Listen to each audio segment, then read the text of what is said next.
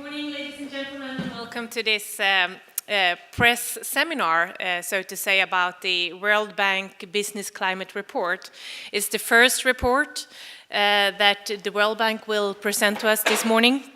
And I would like to start to thank the World Bank with its representatives for a thorough work. It's a great opportunity for us having an independent review and outside opinion on the status of our business climate today. And we will certainly benefit a lot of all the proposals that Mr. Augusto Lopez-Claros will tell us about later on, and I'm convinced that it will serve as an important input for the development of our future policy steps. We will begin this seminar with a presentation of the World Bank findings by Mr. Augusto Lopez-Claros, responsible for the study. Then the Minister of Finance, Anders Borg, and I will give our perspectives on the Swedish business climate. And further, Magnus Henrekson, Professor of IFN, the Research Institute of Industrial Economics, will give his views. And finally, we will open up for discussions and questions to broaden the discussion even further. So, warmly welcome, and I would like to give the floor to Mr. Augusto Lopez-Claros from the World Bank to present your findings on the Swedish business climate. So warmly welcome. Okay, thank you. Thank you very much. Good morning. It's a pleasure to be with you today. Let me tell you a little bit what I intend to do over the next 30 minutes. I'd like to say a little bit about the background to this study. I'd like to say a little bit about the areas that we have covered in the report. I'm not sure that in the 30 minutes that I have, I will be able to comment on every part of the report, but the report, I understand, will be put on the website of the ministry, so you will have access to it. And then, obviously, I do want to spend the bulk of my time with a summary of the main conclusions of the report. You know that doing sound economic policy in an interdependent world in which we don't always have access to full information, it's really a very difficult task. More and more policymakers find themselves, having to make decisions in a context of uncertainty, and for this reason, mistakes and missteps are quite common. Even countries that have managed to build a kind of a policy architecture that is conducive to growth, to equity, to sustainable public finances, very often we discover that in these countries there are strengths and weaknesses. There are areas that where the authorities can actually do better. In fact, this is very much the lesson that we get out of 11 years of the Doing Business report at the World Bank. No country is best at everything. Everybody has strengths and weaknesses. Everybody can actually learn from the lessons of other countries. Sweden is a country that over the last 20 years has, by and large, implemented very sound economic policies. And these policies have been reflected in a good growth performance, in low levels of inequality, and in very sustainable public finances. In fact, two examples of this good management can be gained from, for instance, a study of the response to the banking crisis in the 1990s, which by many experts has been looked at in recent years as a case study of good management of a crisis. And then, of course, more recently with the management of the aftermath of the global financial crisis of 2008 and 2009, where it seems to me the authorities here were able quite successfully to achieve a kind of a very delicate balance between the need to intervene and to support the recovery on the one hand, and also the need to do this in a way that doesn't undermine the sustainability of the public finances in a medium to longer term perspective. The spirit of this study, therefore, to begin with, is very much based on the idea that it is always possible to do better. We have particularly taken a look at issues of competitiveness and the business environment. And we have done this in basically two ways. First, by looking at the doing business indicators that we put together at the World Bank. As you know, the World Bank ranks 189 countries, looking at various dimensions of the quality of the business environment, and Sweden is part of this ranking.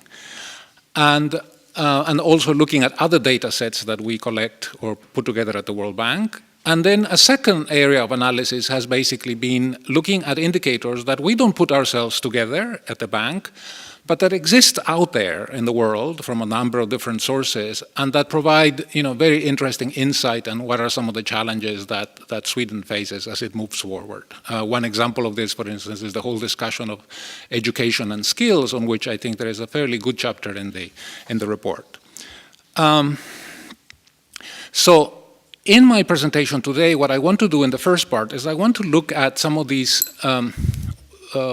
bottlenecks that we have been able to identify by looking at the doing business indicators. I will spend a little bit of time on those. In particular, I want to say a few words about the process of getting a business started in Sweden. It is one of the most important indicators that we have in the doing business framework. I'd like to say a little bit about taxes. In the Doing Business report, we look both at the quality of tax administration on the one hand, and at the structure of taxation and the burden of taxation on the business community on the other. I'd like to say a little bit about the labor market, and also a little bit about sort of urban planning and construction permitting, which, as I have learned, is actually quite a fascinating and interesting area in Sweden for reasons which I will explain in a few minutes. And then if I have a little bit of time, I'd like to say something about gender and education as well, which are two areas that we have also covered in the report. All right, very quickly, on starting a business. Sweden's rank in the starting a business indicator is 61, which is, respectable, but not the best in the world. New Zealand is number 1, Singapore is number 3, Australia is number 4. And when you look at the reasons as to why Sweden's rank is perhaps not spectacularly good, what you can actually fairly quickly focus on the issue of cost. In this indicator, we look at a number of things. We look at the number of procedures that it takes to get a business started, how long, how many days, and what is the cost associated with setting up a company, a limited liability company. And what the data shows is that it takes long, a total of 16 days. You can compare that with New Zealand, where it takes half a day, actually. But most importantly, the cost associated with getting a business started is fairly high. In this indicator, we look at two components of the cost. One is, the cost of fees and other transactions costs, and we measure this cost in percent of income per capita. So that's about 0.5% of income per capita. But most significantly, in Sweden, you have a minimum capital requirement, which is fairly high by international standards. It's 13.1% of income per capita, which translates into something like $7,300. Half of the OECD countries in recent years have completely eliminated this minimal capital requirement. And in fact, in a global perspective, among 189 countries, 99 countries have already eliminated this. And the reason for doing that is because we have done a number of studies which actually showed that the minimum capital requirement tends to be associated with lower levels of financing to SMEs, tends to be associated with higher levels of informality, with less entrepreneurship. And so, furthermore, when you actually look at the cost of business registration, it is true that the lower the cost, the higher the labor force participation for young people, and also the higher the number of newly created firms. So there are actually a number of reasons as to why countries have been eliminating this minimal capital requirement. It is an obstacle to business creation. And I think that this is one area where it seems to me Sweden has a potentially useful, relatively simple, way to move forward and to improve its performance with respect to this indicator. Let me go on and say a few things about taxes. In Sweden, we have, the tax indicator in the Doing Business project captures two dimensions. One is tax administration, just how difficult it is to prepare, to file, and to pay your taxes. And the other one is the issue of the tax burden itself. And here, Sweden's performance on the tax administration side is actually quite good. I would say it's excellent. The number of hours that it takes to prepare, file, and pay your taxes in Sweden is 122, which is well below the OECD average of 175. It's not quite as good as Singapore, which is 82, or Switzerland, which is 63, but it is very, very good. And so I myself would say that, if I was doing business in Sweden, I would find the burden of tax administration in general to be quite sustainable, quite respectable, nothing to complain about. However, the issue of the burden of taxation is different. In the Doing Business report, we look at something called the total tax rate. And it's essentially, it is a function of the statutory tax rates for a variety of taxes, as well as the tax base associated with each of these taxes. It's a hybrid concept that we have built, but it's it's something that we can use comparably across all countries. And in Sweden, it happens to be 52%, which is pretty high by international standards. Now, 2/3 of this total tax rate, in other words, 68% of it, is actually accounted for by social security contributions, which in Sweden are 31.4% of gross wages. Now, again, this is fairly high by international standards. Now, let me sort of ask the question: what are the issues? Why do we think that there is a potential issue for policy analysis here, or for consideration by governments in Sweden more generally? I think that we are agreed that the purpose of tax policy is essentially to mobilize revenue, to generate revenue that you can then spend, to boost the economy's competitiveness, to improve productivity, and to do this in a way that is efficient. That's the ideal anyway. However, there is a hierarchy of taxes in terms of the incentives that they create for the economy, and the distortions that sometimes create for the economy. And I want to say a few words about this. And in particular, I'm talking about the corporate income tax, the personal income tax, consumption taxes, taxes on property, and environmental taxes. The question that we want to pose to you, to the government as well as to the business community, is the following: is there a scope in Sweden to shift the relative importance of these taxes in a way that perhaps, while maintaining financial and fiscal stability, is able to be a bit more supportive of economic growth? Let me elaborate a little bit on this point. Essentially, what you face, as from an economic perspective, is that, for instance, personal income taxes and employee social security contributions affect the labor supply. They have an impact on people's ability or decision to work or not to work, or how many hours to work.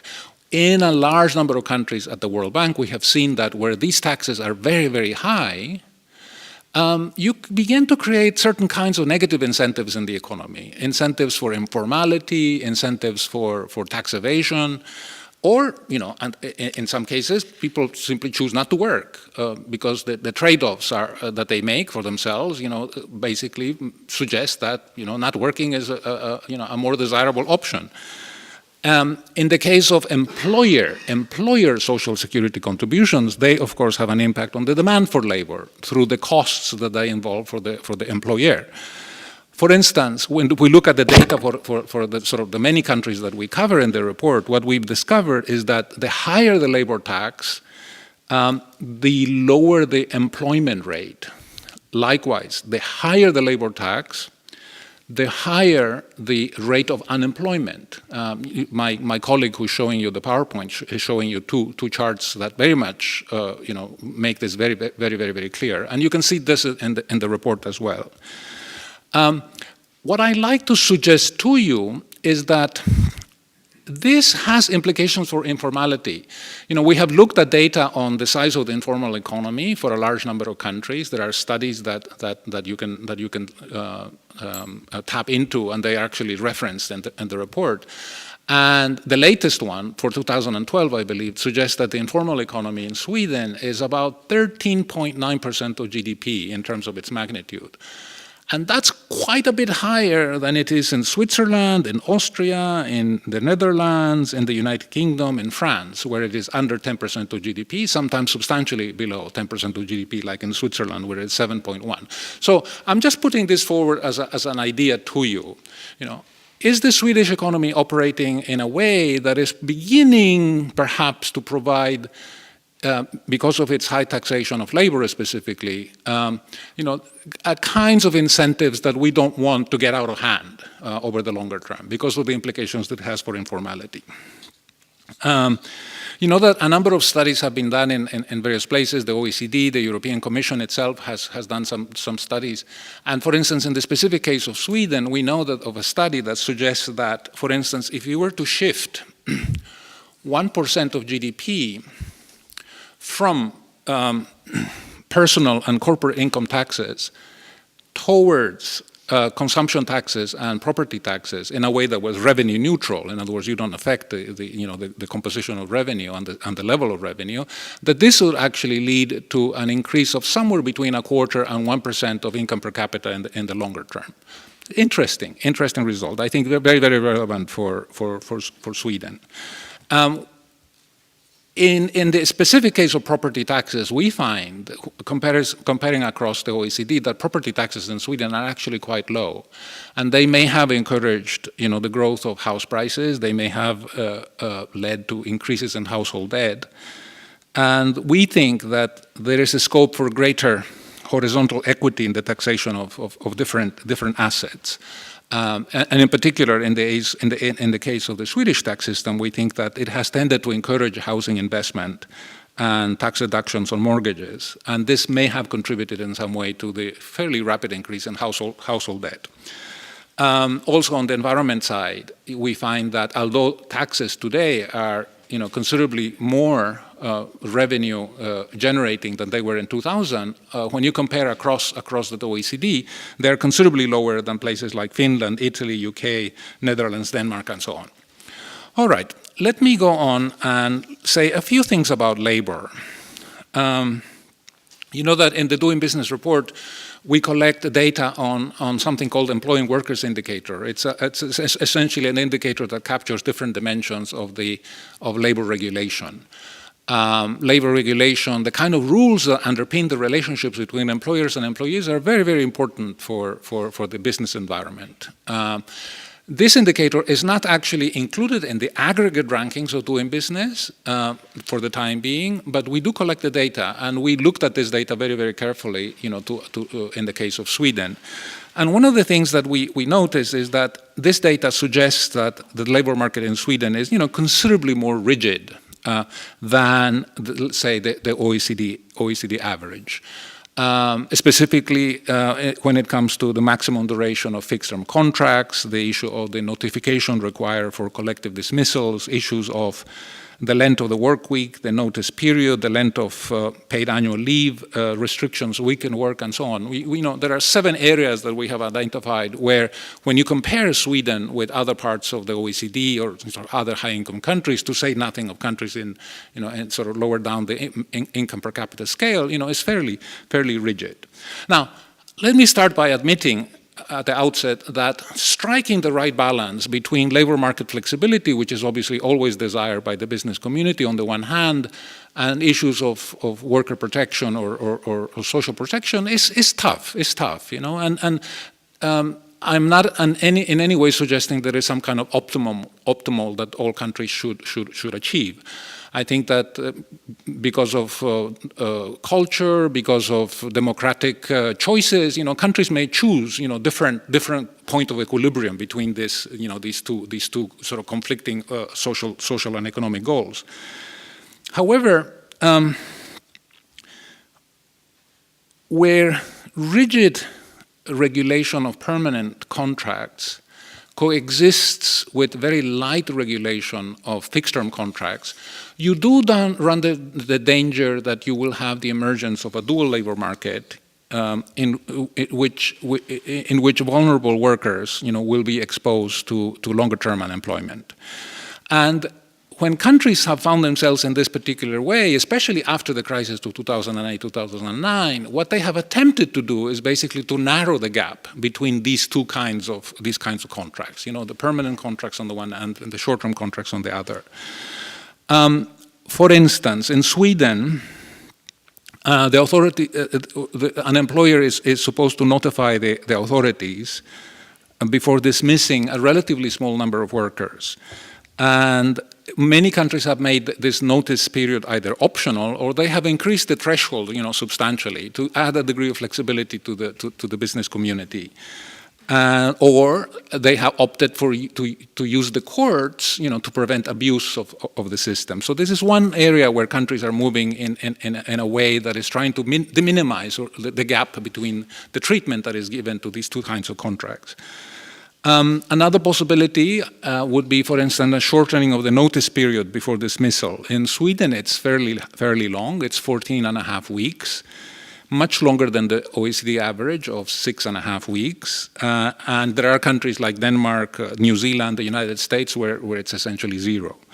Now, the reason why I raise this issue, and we have focused some attention in the report, is because there is a strong link between labor market rigidity on the one hand and economic outcomes on the other. I mean, it is essentially the reason why we raise this issue, because ultimately, we do care about economic growth, we do care about productivity, and if labor regulation is such that it is beginning to have an adverse impact on these macro variables, these real economy macro variables, then it's a relevant policy issue. And in particular, what I like to mention that I think is relevant for the Swedish case is that very strict regulation of the labor market in many countries has been associated with negative effects on productivity, less willingness to take risks as well on the part of the business community, less resources available for innovation and adoption of the new technologies. And in particular, specifically in the case of the 189 countries that we cover in the Doing Business report, restrictive labor market regulations are associated with lower levels of entrepreneurship and new business creation. So there are real economy counterparts that I think should be looked at and considered. Let me say a little bit about urban planning. This, for me, was quite an eye-opening experience, actually. I must say at the outset, with all candor, that when we approached this study at the very beginning, I did not myself think that there would be interesting issues in this area. And very briefly, the problem, as we understand it in Sweden, is that the municipality has to approve a detailed development plan for most housing projects before a construction permit is issued, and that this can take, somewhere between 3 and 4 years, the approval of the development plan. Then there are another typically 2 to 3 years to resolve appeals launched against the plan. And I am told, please do correct me if I'm wrong, but I'm told that in some cases it is not inconceivable that it may actually take up to 10 years, for these two phases to eventually come to a conclusion before the construction permit is issued. So each construction project is actually seen separately instead of having a kind of a ratified spatial plan that covers the entire municipality, which is what you actually see in countries like Singapore and New Zealand, where the activities of the municipality are subsumed within a much broader institutional framework that is very, very supportive of efficiency and faster procedures. In Sweden, there is very weak coordination across the municipalities, which basically means that the whole decision-making process is very fragmented. You may have, conflicting interests between various municipalities, and so on. And so this has basically induced, created a system that is very cumbersome, that has a number of built-in delays and inefficiencies. And for me, it has been a bit of a surprise, because we are talking about a high-income country, Sweden, a top performer in a whole range of indicators that we capture in the Doing Business report, and this appears to be an area that is quite weak. I'm told that nearly half of the projects, for instance, are appealed. And in other countries, again, I focus on New Zealand and Singapore, which are two countries that we looked at and we compared, with Sweden, and you will see the comparisons in the report. for instance, the process of appeal in New Zealand is resolved not in an ad hoc way as it is in Sweden, but actually through specialized environmental courts. And therefore the process is quick, it's fast. You recognize the right of somebody to appeal on the one hand, but this doesn't mean that you then burden the system with extra 3 years of delays. Let me go on and say a few words about gender. This is a very interesting area.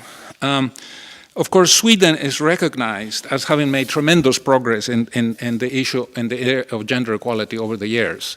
In fact, I remember back in 2005, I was the lead author of the World Economic Forum's first gender gap report. This was actually an initiative created in my department when I was the chief economist of the World Economic Forum, and Sweden on that first report was ranked number 1 in the world. And there were very objective reasons as to why this was the case. So Sweden has been otherwise recognized in the UNDP's Gender Inequality Index, and in our own Women, Business and the Law report at the World Bank, which has been put together in my indicators department. Sweden, again, is a top performer. It's a country where the law is very much aligned with the promotion of economic opportunities, for women. And Sweden is also a country that has introduced a number of incentives that make it easier for women to employ, to enter the job market. And therefore, it's right to say that among the 143 countries that we cover in the Women, Business and the Law report, Sweden is really among the very best. Okay, having said all this, and render tribute to the great progress made in Sweden in this area, there are areas where improvements are feasible. And let me mention 2 or 3 of them, which are fairly important, right? And which are symptomatic of the fact that even in Sweden there is no full gender equality. Even in Sweden there is scope for progress. And let me mention 3 areas. First of all, I think that, and I'm going to challenge you here a little bit. A number of countries have introduced quotas for the participation of women in corporate boards. Norway led the way, as you know, in 2002. That's a very interesting story. We don't have time to cover it today, but other countries have followed. Belgium, France, Iceland, Italy, Norway, and Rwanda are actually the 6 countries in the world that today have introduced quotas for the participation of women in corporate boards. Sweden has opted for a voluntary and self-regulatory approach, and I respect that. My own sense is that perhaps it is not going to be as binding, and it is not going to lead to as quick a progress as one has seen in other countries like Norway, for instance. And this is very, very important because there are a number of studies that have shown that, for instance, there's a study looking at the Fortune 500, very clearly, you separate the companies in 2 groups. One group where there are 3 or more women in corporate boards, and then the rest. And it turns out that the financial performance of countries where you have higher female participation on corporate boards is much better. Return on assets, return on equity, return on sales is somewhere between 40 and 60% higher. So again, there are real economy implications associated with this kind of policy. That's one area. The other area is that there is a gender gap in wages in Sweden, as in every other OECD country. But in Sweden, this gender gap in wages is actually about the OECD average, and it is actually worse than, or let's say bigger than, in all the other Nordic countries. And this is Sweden has a problem that is common to all the countries in the world, to a greater or to a lesser extent, which is basically that you have what we call occupational segregation. In other words, you have women that tend to work in some sectors of the economy, and they also tend to have their levels of income affected adversely because they work in professions that have less prestige or have less stability. In Sweden, you have a very interesting situation. Again, I emphasize, as you do in other countries, that you have the majority of women, the majority of tertiary education graduates, university graduates, are women on the one hand. On the other hand, they tend to be fairly overly represented in the public sector, overly represented in certain areas like education and health and social work. Very few engineers, very few people working in the IT high-tech sector. And they're, of course, overly represented in terms of part-time employment. And so all these things together, suggest to me that there is a scope in Sweden for challenging some established stereotypes about the role of women in society. Again, I emphasize this is not peculiar to Sweden. Sweden is very much part of a global trend. You see it in many parts of the world, but what I would suggest to you is that given that Sweden has made such remarkable progress in other areas, and in narrowing the gap between men and women in terms of economic opportunity, political empowerment, and so on and so forth, these might be additional areas to look into to narrow the gap even further so that it leads the way in the world in terms of gender equality. There are other issues which I don't have time to cover that have to do, for instance, with parental leave, where Iceland, I think, has introduced some very interesting initiatives. I'm looking at my watch. According to my reckoning, I have 3 minutes left. Is that all right? 5 minutes. Yeah. 5 minutes, okay. All right. You're our guest here. So. All right. I tend to be fairly respectful of these time constraints. Having moderated many panels in the past, I think that this is very important. Okay, let me say a few words about education. You know that Sweden is a country that has seen some very interesting trends in the last sort of 10 years. You have seen both a sort of secular increase in unemployment and vacancies at the same time. And when this happens, it's indicative that there is maybe some issue of mismatch between labor demand and supply. One of the most interesting statistics, and I would highly recommend to you the chapter on education. This was written by 2 of our leading experts in the bank in this area. I think it's a very nicely put piece. But one of the interesting statistics that comes out of this study, or actually there are several, but one is that in Sweden, 53% of the students who start a tertiary program go on to graduate. 53%. When I looked at that number, I say, it can't be right. Because you look at France, it is 80%. You look at Japan, it's 90%. So there's something happening where people, begin university or, tertiary education at whatever level, and then they sort of lose interest along the way. And then in searching for explanations for this, the other statistic that we discover is that average earnings of workers with a tertiary education in Sweden are 25% higher than those with secondary education. In other words, only a little bit higher, whereas in the OECD average is 57%. In other words, the reason why people finish university is because it pays off. You finish university, you go on, you get a job, somewhere in the market, and you earn considerably more than people who just finish high school. But in Sweden, this incentive is 25%, whereas in the average for the OECD is 57%. So that's an interesting statistic. Of course, I won't repeat at length the things that you already know. PISA scores have been on a declining trend since 2000. They are now below the OECD average. There is also greater variability in PISA scores in Sweden than there are in other countries. You also have issues not just with PISA, which is focused on a particular cohort of the population, but when you look at also at fourth graders, there are a couple of tests that are being done, the sort of program in international reading literacy, as well as the trends in international mathematics and science study, and they also show, declining scores. Your scores, for instance, are considerably lower than those in Finland. So this is, obviously a very, very important issue, and it's not something that I'm going to be able to summarize in a few minutes. However, in looking at, possible explanatory factors, there are a couple that I think are worth mentioning. One of them has to do with pay levels. Pay levels for the highest pay levels for primary school teachers in Sweden are 20% lower than the OECD average, all right? So that's one indicative, very interesting statistic. Your teachers are not very well paid. And also, teachers in Sweden earn 20% less on average than other full-time workers, with a tertiary education. In other words, as best as we can see, the numbers seem to suggest that being a teacher in Sweden is not a highly valued profession.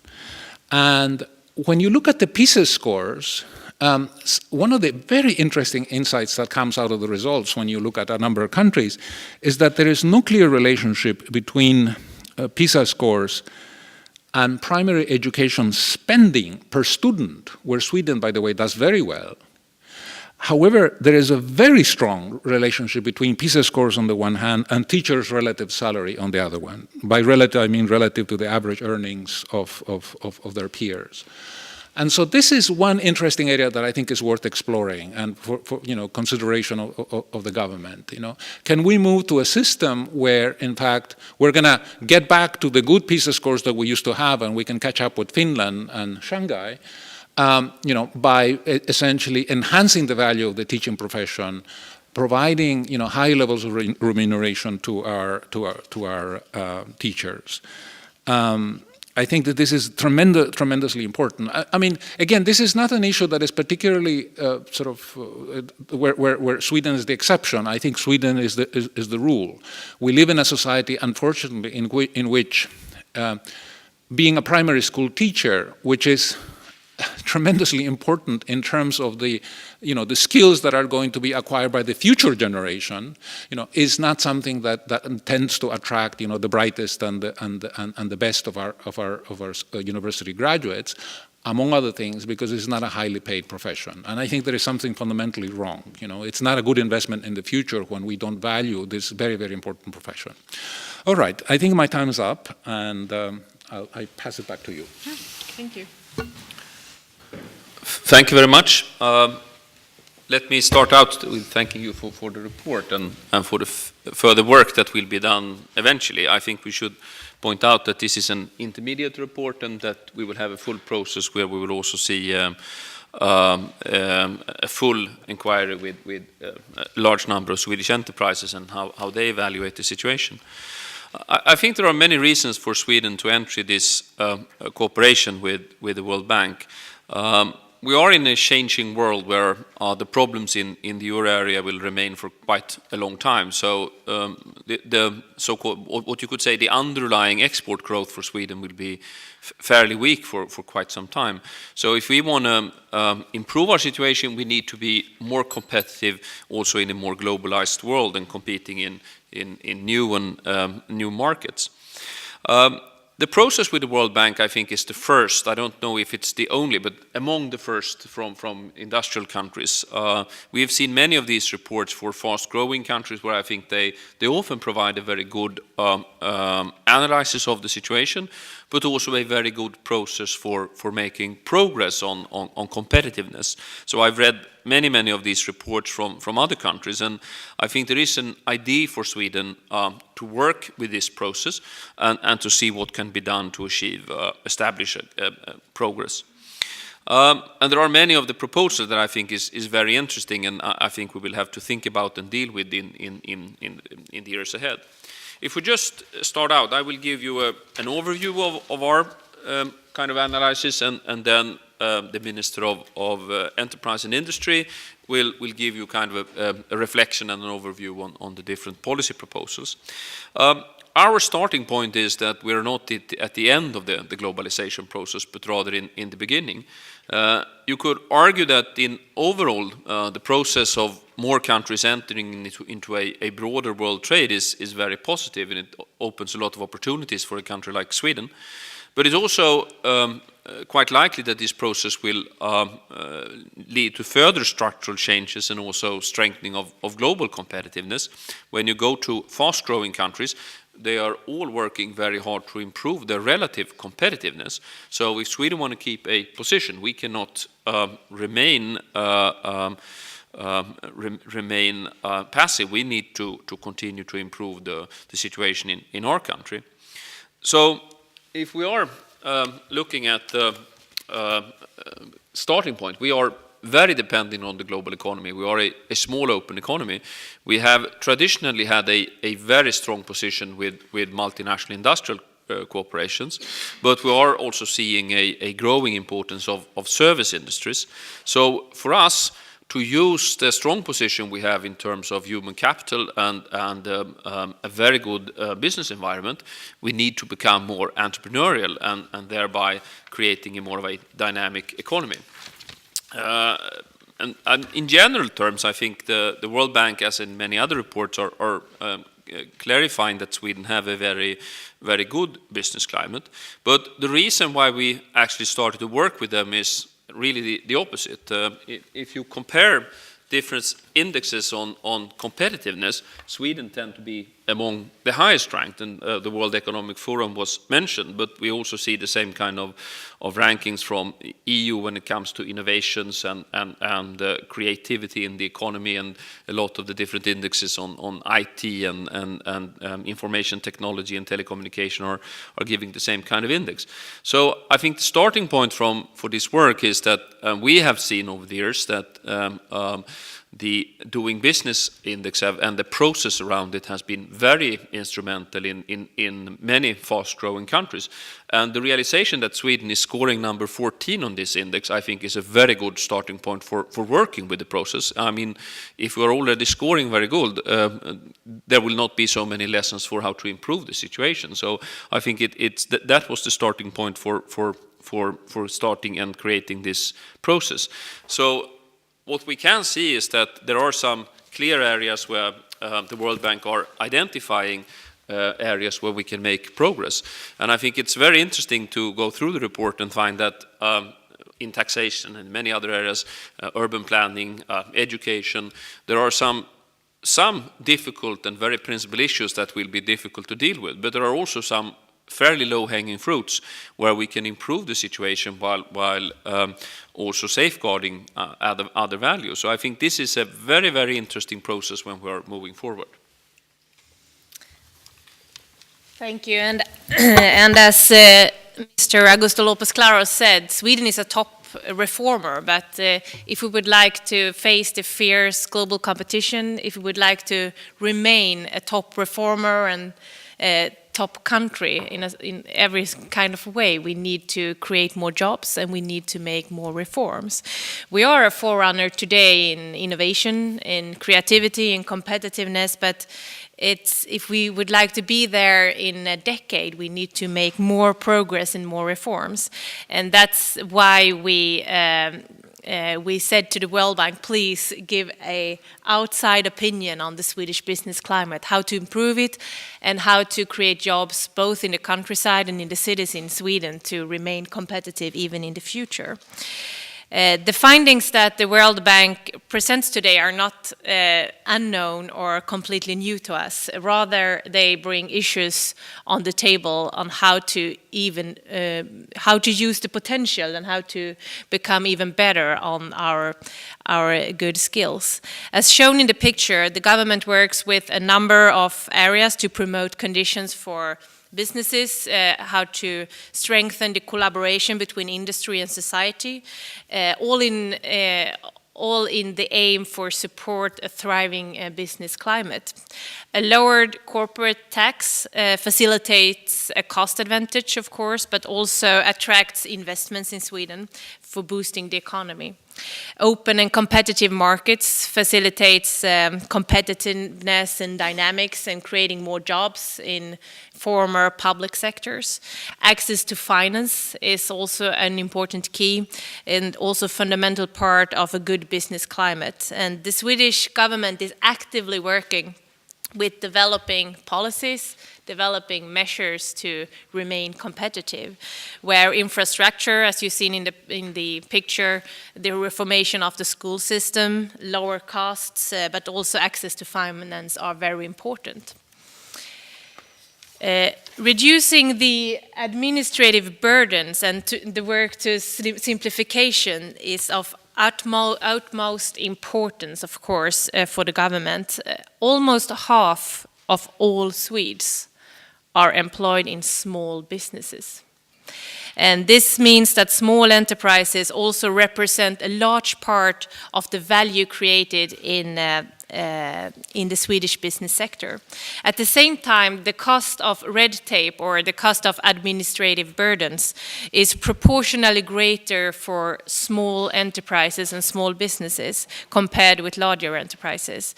And that's why we in Sweden, but also at the EU level, work with the principle of think small first. What is good for small companies are also good for big or larger companies, but not always the other way around. And the think small first principle is very important when we work with new legislations. We put a lot of effort and resources into making it easier for entrepreneurs to submit information to the public authorities. One aim is that the most entrepreneurs should only need to submit information once to one place in the near future. And reducing processing times and increasing services within our public authorities saves money and time for entrepreneurs. And I think the processing times and increasing services is something that the World Bank is focusing on, and I think that's a very important part for the Swedish government to continue working with, to reduce the administrative burdens.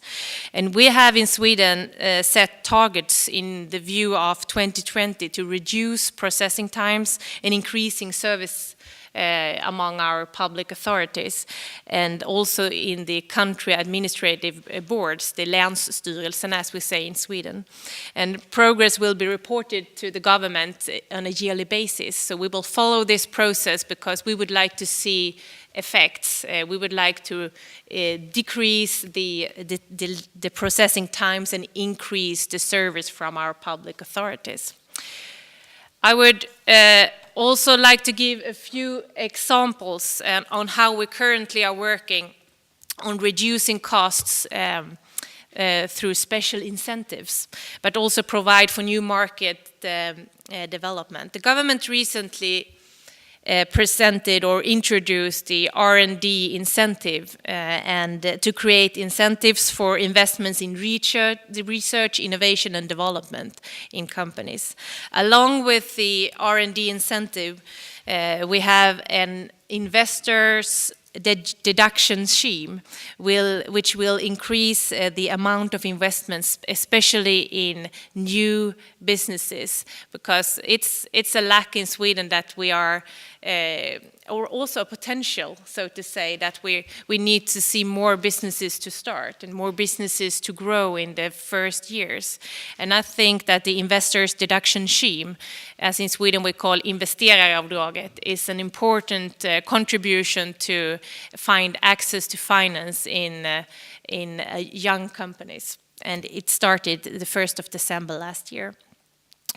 Also reduce social security contributions for young people to lower the cost for the employer, but also to enable young people to enter the labor market are important for us. And the reduced social contributions for young people up to 25 will now be improved even further, because from the 1st of July we will lower the cost for young people even more up to the year of 23.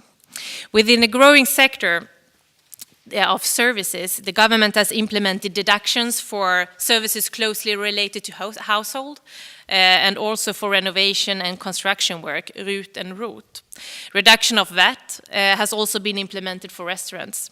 And new markets has also opened up and enabled private initiatives, for example, within the pharmacy sector, but also in the car inspection sector. So we have done a lot for both open up for new markets, but also lower costs in different areas. Talking about the gender issue, it's a very important question and perspective and fundamental aspect for the Swedish government. Promoting women's entrepreneurship is high on the agenda, and there is a huge potential for economic growth if we succeed in increasing the number of women business owners and encouraging them to let their businesses grow. We work for women entrepreneurs within the Women in Entrepreneurship program, and one area there is the Ambassadors program. Here 800 entrepreneurs act as role models and have met nearly 150,000 girls and women around Sweden to show their businesses and to inspire young girls and also young women to be entrepreneurs and run a business. And we have also the mentorship program and the board power project, and it's a way to recruit and strengthen the competences in the board.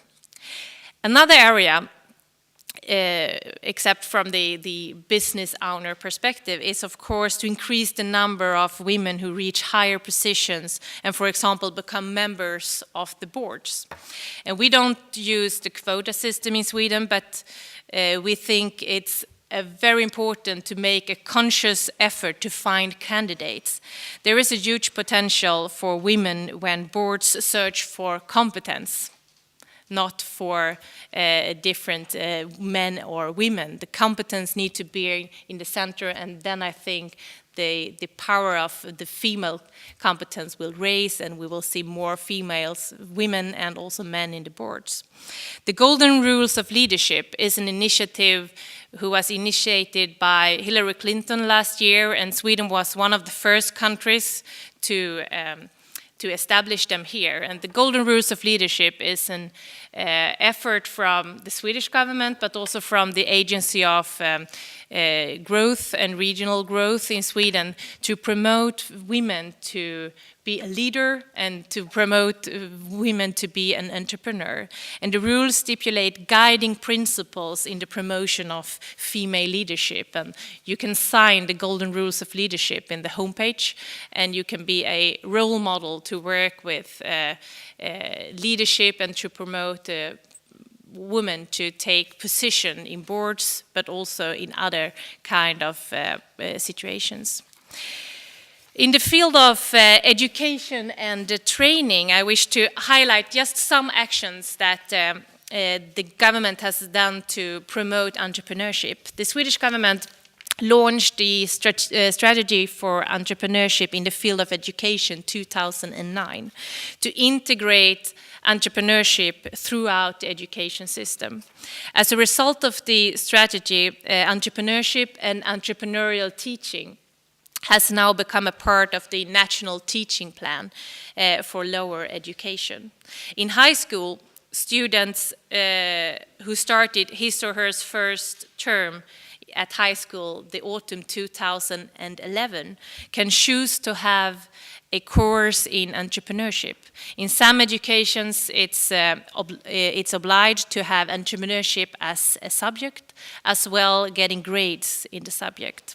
And our national agencies of education and our national agency of economic and regional growth are supporting actions, projects, and organizations to promote entrepreneurial skills and teaching and entrepreneurial competence in schools and in higher education. So, some of the findings of the World Bank report are easier, as you've heard in my presentation, to address, focusing on cutting administrative procedures and leading times within public authorities. Other findings being relevant and with impact potential might be difficult, of course, to transform into reforms in the near future, but this is still very interesting for the long run. They are sometimes quite complex, of course, and are interfere with Swedish basic policy values, but I think that the report that the World Bank is presenting today are very, very interesting for us to deepen our analysis on how to strengthen the entrepreneurial climate. Sweden faces, as many other countries, of course, fierce global competition, and if we wish to remain competitive in the future, if we would like to create more jobs in Sweden, and if we would like to be a forerunner even in the future, we need constant improvement, of course. And the Swedish industry is very interesting to look at because it's well diversified, covering a vast array of sectors with ever-increasing service content.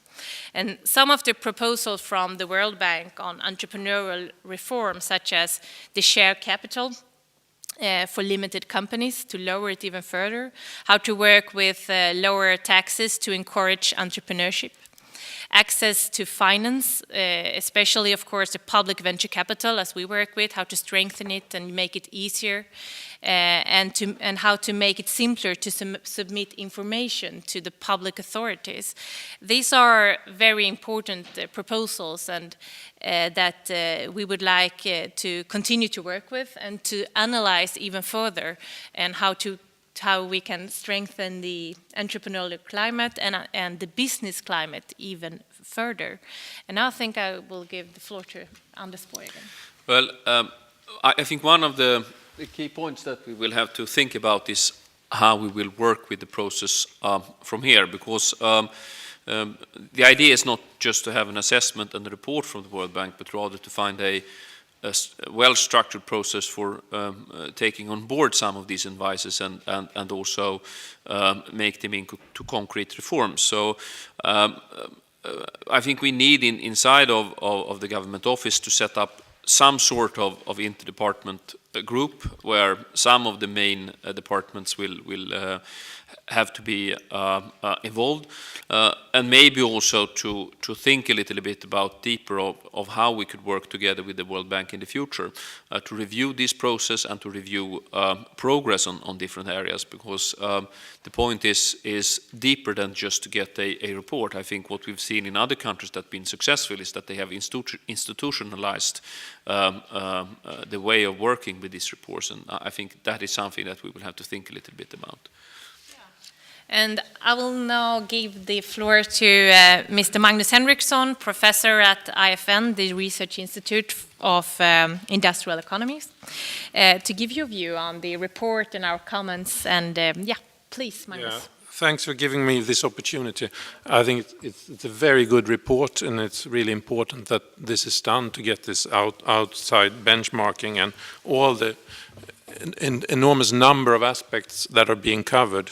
It's really useful and helpful in the work in the future of continuing reform of the Swedish economy. I guess my work here is to dig deeper into a few areas, and then of course not just be praising but also giving some areas where I think there are weak spots that can be dealt with. Of course, you always have to remind people that Sweden does well because we're not the same economy as we were in 1980. It's been profoundly reformed. Sometimes you think politicians tend to say that we have our Swedish model. I say to my children, the country you grew up in is totally different from the one I grew up in. It has virtually no similarity at all. It's totally different. So I do not quite see this similarity. So much has changed, but the change, of course, from year to year, it's extremely slow. But the current government has made important things like making it more profitable to work relative to living on transfers, making it more difficult to live on transfers, more difficult to be eligible, and, which I think is important, benefited certain labor-intensive industries with targeted support like RUT and the lowered VAT on restaurants. And when you hear about restaurants, people say that the government is losing money from doing this. I'm not sure of that. The thing is that this means that the black market restaurants are decreasing. People are being paid real taxable wages to a much greater extent, and if that's weighed in, maybe tax revenue is actually increasing on restaurants. So that's really worth thinking about. The weaknesses, I would say, is that given the input on R&D and education and so forth, we are strong on input indicators, but we should get more output out of this, in particular output in terms of growing firms in knowledge-intensive industries, new markets, new products, new processes. And here there is something that's lacking and that can be improved upon. You have studies that show that, as in the United States, the young firms that tend to grow to create most jobs, but they tend to be stunted fairly quickly. They grow for a while, but they do not really take off and become large firms. So here there is something that needs to be done. And taxation is one important issue here. 30 years ago, it was taxation on savings was very high. This is not true today. You can save and get revenue on your savings and be taxed very little. But it's passive investment is favored. So if you buy the banks and the bank's money market instruments, if you buy listed shares, if you buy corporate bonds and so on, corporate bond funds, it's much better taxation for you than if you tie personal engagement and uncertainty bearing to your investment. And so it's not a good idea that you're taxed more heavily if you lend money to your neighbor's company than if you lend money to SKF or Atlas Copco. No, I don't. I'm just talking. So it's better. It takes longer. So it's great to have low taxation on savings and revenue, profits from investments, but personal engagement should not be penalized by the tax system. So there is something that can be done there. And of course, one important issue is stock options taxation. Here, stock options taxation to me means that some people have the entrepreneurial talent and the drive to build companies, but the money in society is being saved basically in large pension funds, and the pension funds can't govern the companies. They need the entrepreneurs to build the companies for them. And what stock options does is to share the value that you're in the future value that these guys are creating between the financiers and the entrepreneurs building the companies. And here, taxation can be changed, and I'm glad to hear that the government is now looking more deeply into this. And as we all know, taxation of high income is very high. We have this crisis tax still, värnskatt, and people are discussing that. And I would say that, okay, there are other ways to lower taxation of high incomes. For instance, to me, is it really moral to pay pension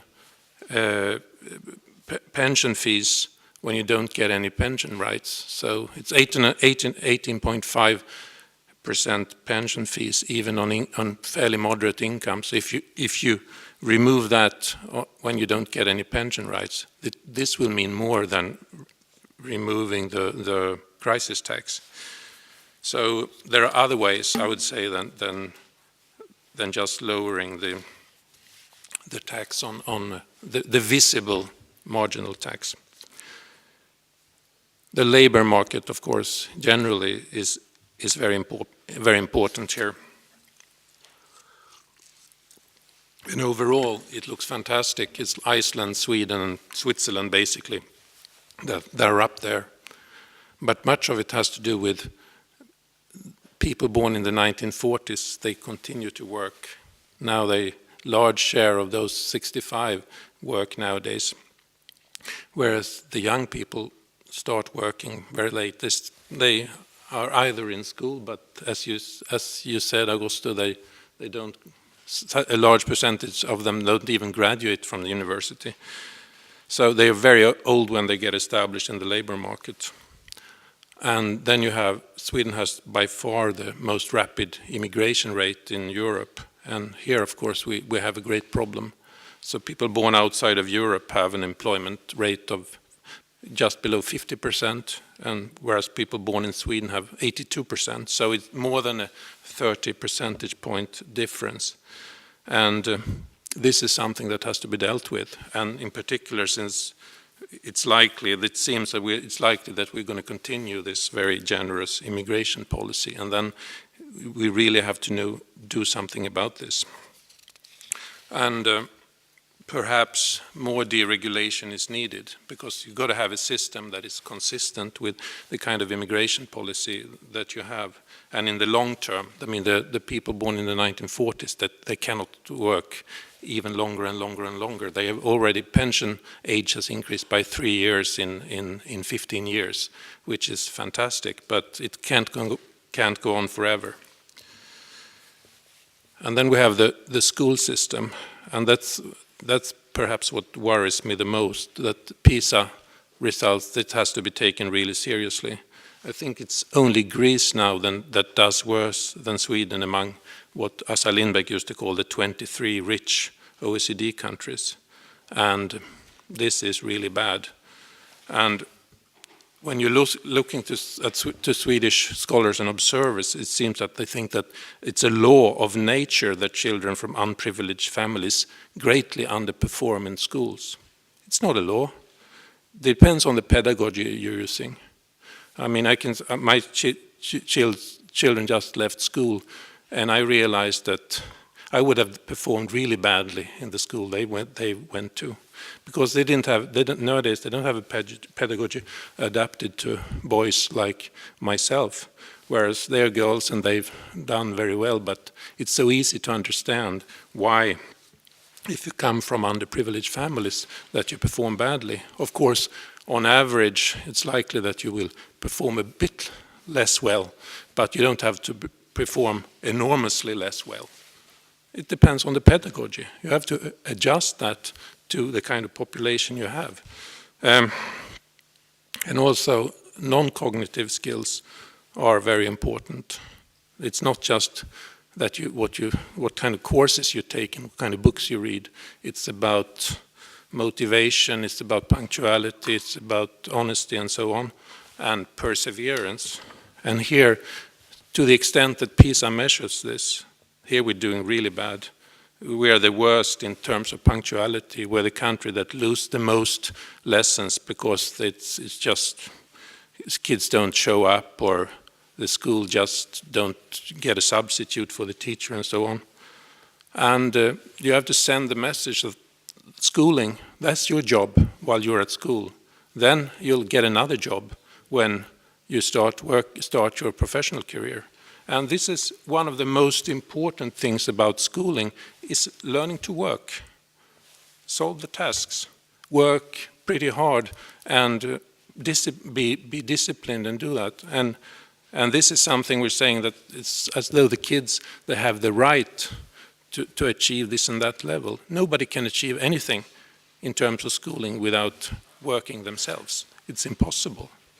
And I would say that unless you give the teachers back the authority to actually demand this from the kids, it's going to continue to be a job that good people don't want to have. It won't help to increase the salary to 40,000 a month, because those who work as teachers, they knew what the salary was like, and they still work there. They're not going to change the way they work just because you increase the salary. You have to change all these things at the same time. And then maybe you don't even have to increase the salary a lot, a little bit, but not a lot. But without changing the entire relationship between student and teacher, it's not going to be an attractive job.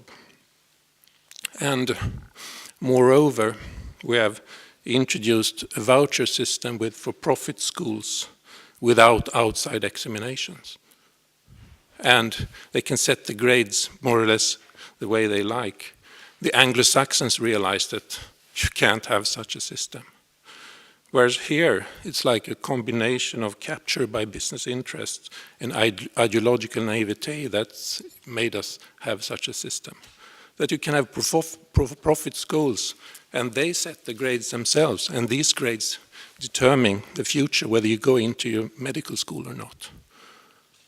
As a parent, you're faced with a choice. Shall you put your kid in a demanding school where it's very little chance of having top grades in every subject, or should they go to a school where they learn very little and they maximize the likelihood that they enter medical school or the law school? This, you shouldn't, as a parent, you shouldn't have to face something like that.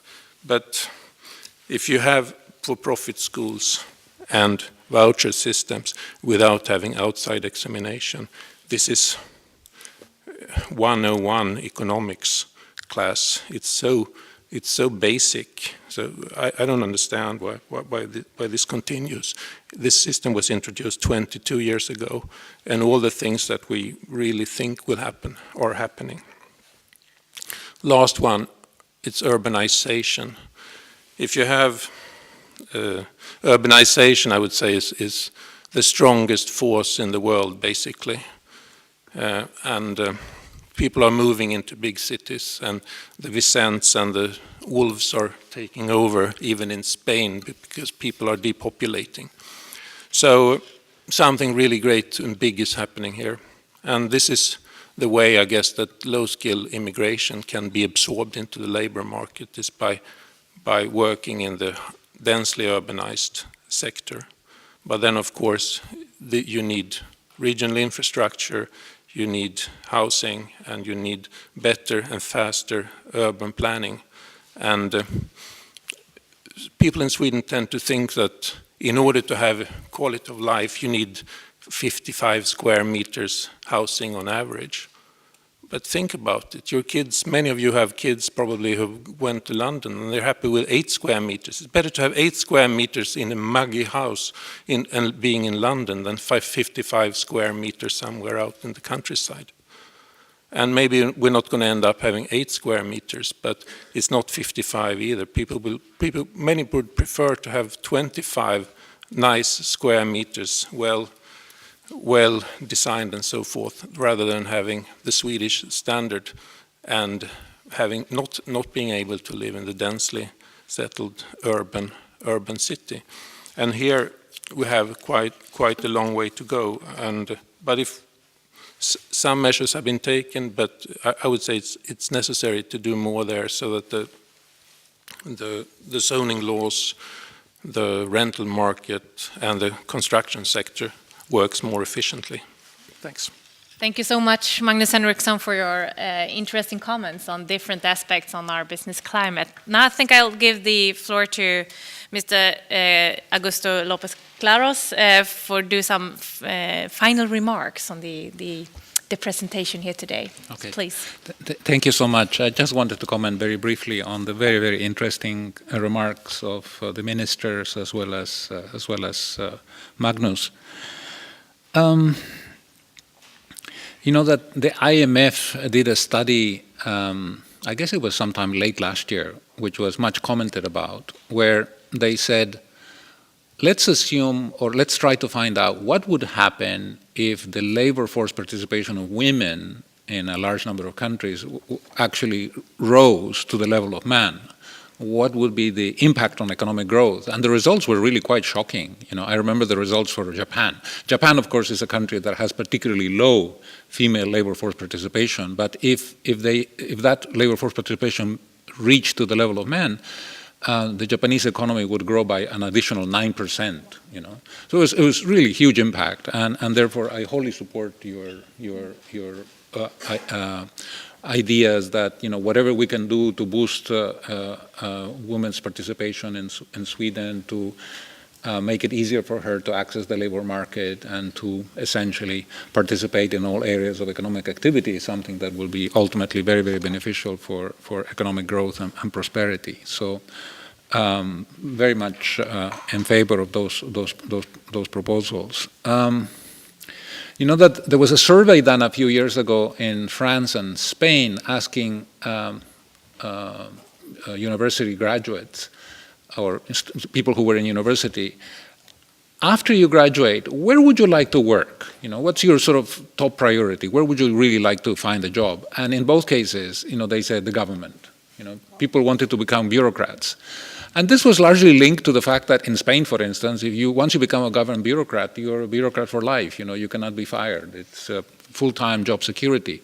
The same survey in the United States, and the answer to that question was, I'd like to set up my own company, right?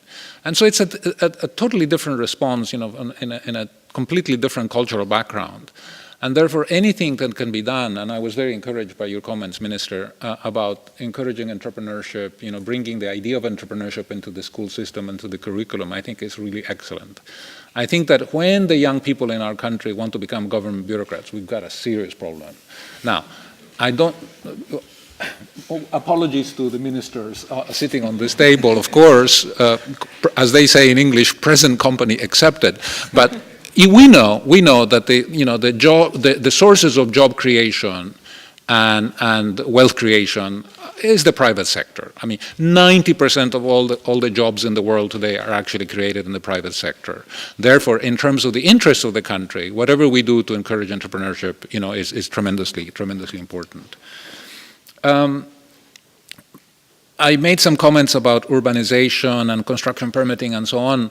One of the things I forgot to mention, and Magnus in his own remarks reminded me of this, is that of course in the specific case of Sweden, when you have a very cumbersome system of urban planning and construction permitting and so on, the impact is that this will limit basically the responsiveness of supply, to demand conditions. And I think that the cumbersome system in Sweden may go a long way towards explaining, the housing shortages, the buoyancy of housing prices. And it may have labor market implications as well. Because if you have housing shortages, then it limits the ability of people to move, from one place to another place, because there may be issues of, where can I find a place to live, and so on. One final comment on corporate boards. Look, Sweden has opted for going on something that is voluntary and self-regulated, and I respect that. And it's quite. I'm sure that it will work, and then that over the longer term, you're going to have greater participation of women in corporate boards, and that therefore decision-making will be wiser and sounder. Let me just make one comment here, which doesn't apply to Sweden, and it's just to guard you against this sort of argument. You mentioned competence, right? And that's one of the arguments that has been put forward against quotas, right? That you don't want to, you want to have the best people serving on corporate boards, and the idea of quotas, goes a little bit against the idea of, basically a system that is meritocratic, right? And I just want to share with you a response of Christine Lagarde, the head of the IMF, when this idea was put to her. Right? And I'm going to paraphrase, so, I don't remember exactly her comment. It was quite interesting and funny in a way. But the idea was essentially that to pretend that the world thus far, which has been largely male-dominated, has operated under a system of meritocracy is absolutely absurd. All right. I mean, the CEOs who invite men to serve on corporate boards, they don't use a particularly important notion of competence. They invite their buddies to serve on corporate boards, right? And therefore, the idea of creating a system of quotas to bring capable women, as is happening in Norway at the moment, maybe it's not so bad after all, right? So that was just that. Thank you. Thank you so much. And I think it's time for giving the floor to you, the audience, for if you have some questions or if you will make some remarks on what you have heard the last hour. So please. Yes, please. Oh, we have a microphone there. My name is Dominic Udru. I'm a PhD student, and I'm currently an intern at the Ministry of Finance. I'm doing a project concerning the housing situation in Stockholm here, and also in Gothenburg and Malmo. And it's surprising. Actually, it's not so surprising about the finding from the World Bank as to how the situation is like in these cities. So the question I'm asking is the government putting up any pragmatic measures to ensure that the starting from building, getting a building permit, and also going along to build is going to ease? Because at the end of the day, Sweden is lagging behind all the Nordic countries and most of the OECD countries, because currently it takes almost, like you said, almost 10 years as compared to 4 years in Finland and 2 years in Germany to get the permit and also to build. So what is it that the government is doing that is very pragmatic to ensure that by the year 2030 is able to cater for all these housing strategies in the country? Thank you. Well, this is an area where the government is working very intensively. We have currently 5 different proposals that are processed in the Swedish Parliament that will simplify the planning process and that will clarify that, for example, noise regulation and different other kind of certifications on building standards are more uniform between different government agencies. We're also working with reducing the planning process on the regional level, where there has been a lot of opportunities for people to complain, and we're trying to streamline the complaint process so it will be faster. And we're also trying to simplify the process of these detailed plans. So we are now basically reforming the part of the rent settings and subletting system, but also the planning process. At the same time, we've already set a new government commission that will go through this area over the next 1 to 2 years to find more proposals to simplify and open up the process. And I think some of the arguments, particularly considering the detailed plans and the very time-consuming process that the World Bank has pointed out, is something where we can make further adjustments and further improvements.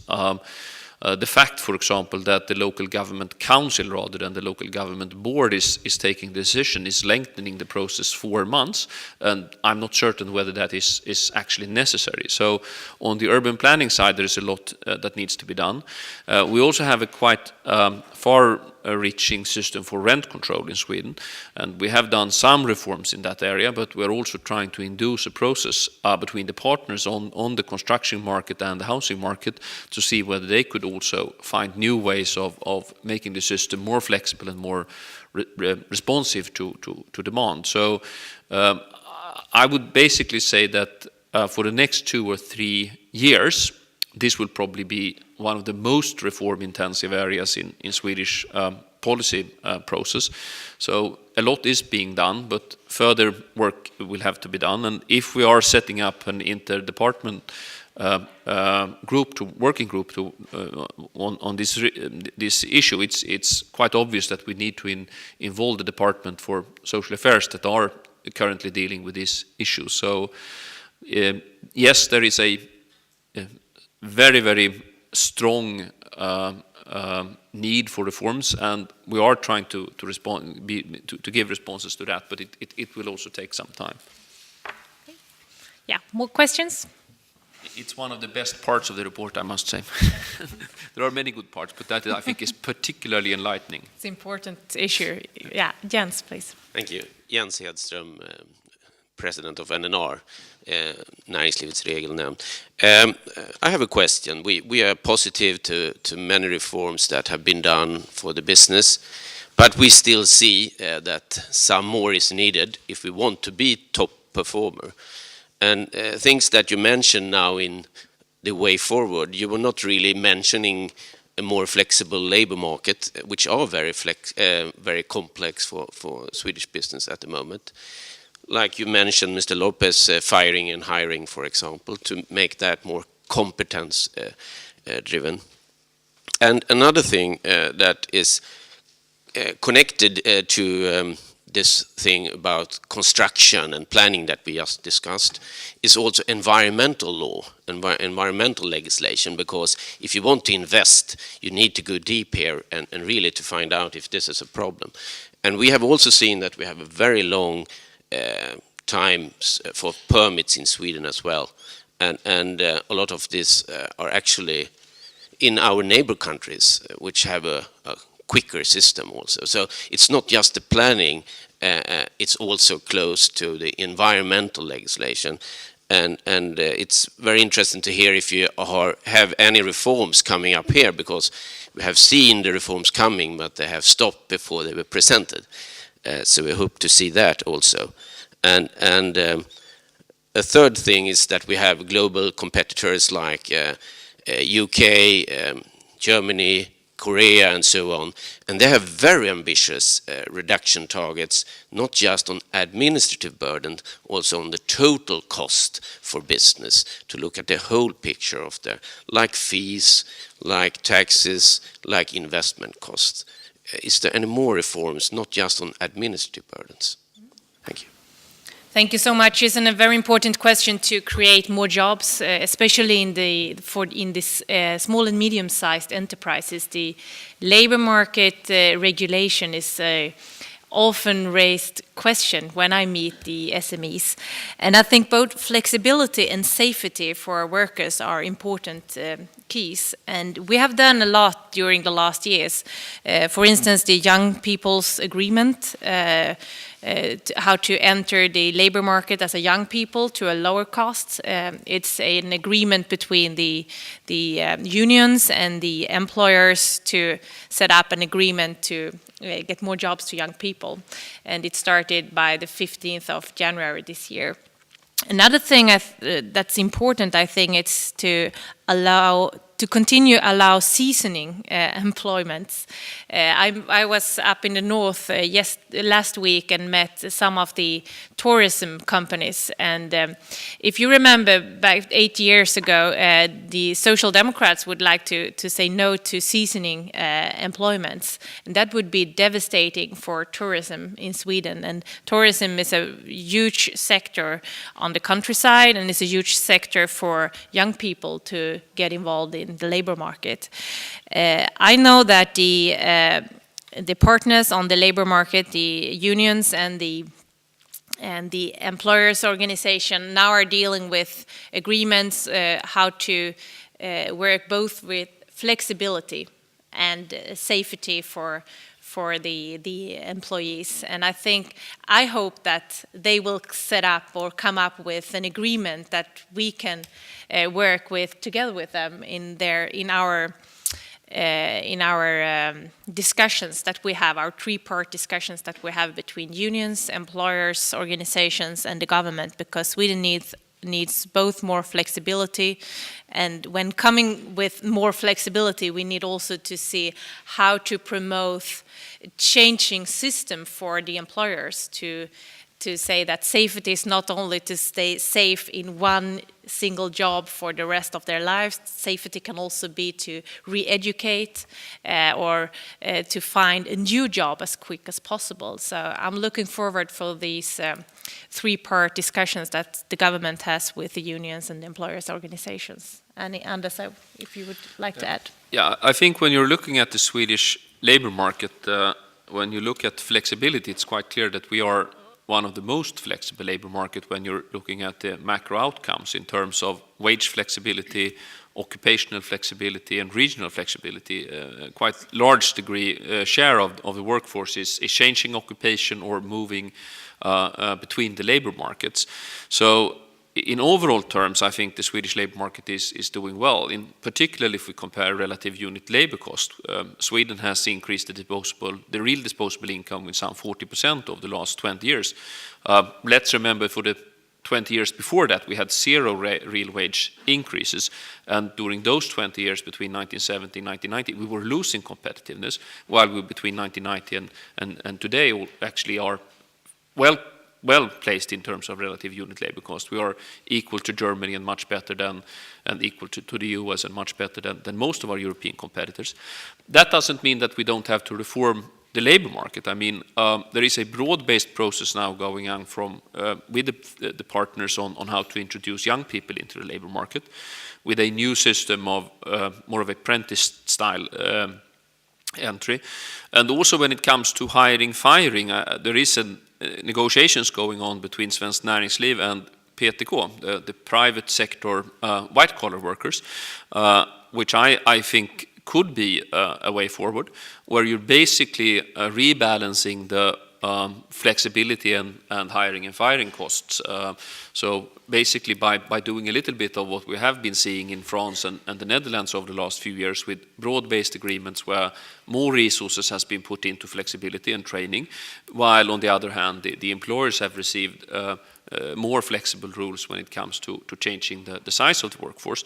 But that's a negotiation between the partners which we are trying to support, and eventually we will see whether that has been successful or not. So I do think we need to increase flexibility on the labor market, but the best path forward is probably these negotiations. When it comes to regulatory burden, I think it's pointed out very clearly in this report that there are some pretty low-hanging fruits where we can do progress. Why should tax administration in Sweden be more time-consuming than in some of our Nordic countries? Why should it take 14 days to establish a firm when it can be done much faster in some of our neighboring countries? Why should we have a time to access electricity of a new plant that is much longer than in many other countries?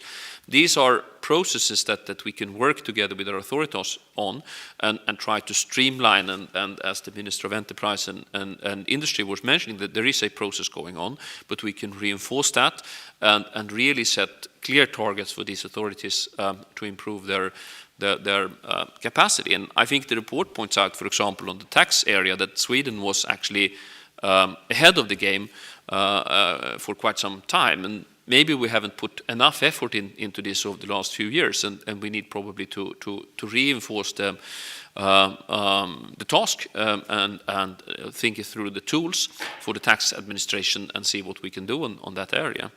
So I think that's part of the report that I think is very, very useful for us.